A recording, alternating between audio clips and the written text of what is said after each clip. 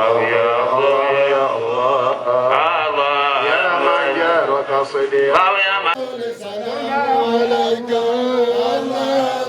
مرحبا مرحبا الله جد الحسين مرحبا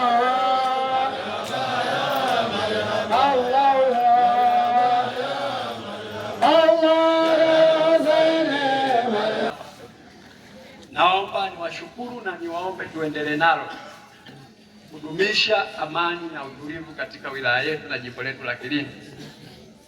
Tumefanya hivyo wakati wa uchaguzi na baada ya uchaguzi tumeendelea kudumisha amani katika wilaya yetu ya Kilindi. Na kwa ujumla katika nchi yetu tukiendelea kuwa na amani, nataka niwahakikishie yale yote ambayo yameainishwa kwenye ilani ya uchaguzi ya Chama cha Mapinduzi 25-30 kwa jimbo letu la Kilindi tunakwenda kuyafikia. Natambua na mmenituma na nimeanza kufanyia kazi. Wana Kilindi wanataka kupata lami kutoka Handeni kwenda makao makuu ya wilaya ya Songwe.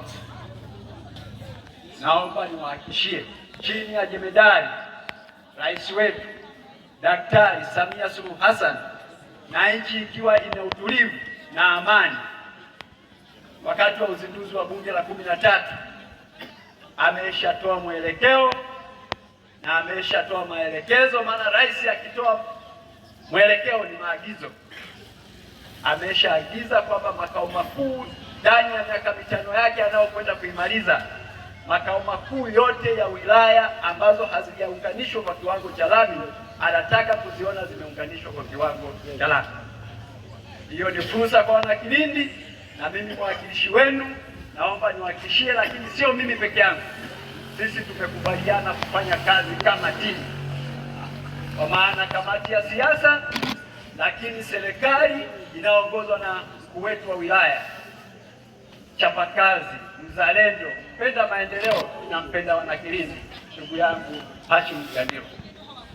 Hayo tunakwenda kuyafikia, pamoja na kufungua maeneo yale ambayo yote yalikuwa na changamoto za kufikika, hasa kwenye barabara zile za vijijini na kwenye kata, pamoja na madaraja yake yaliyokuwa yamejifunga, yalikuwa yanazuia mawasiliano katika eneo moja kwenda eneo jingine na kuzorotesha uchumi na huduma za kijamii kwa wana Kilindi.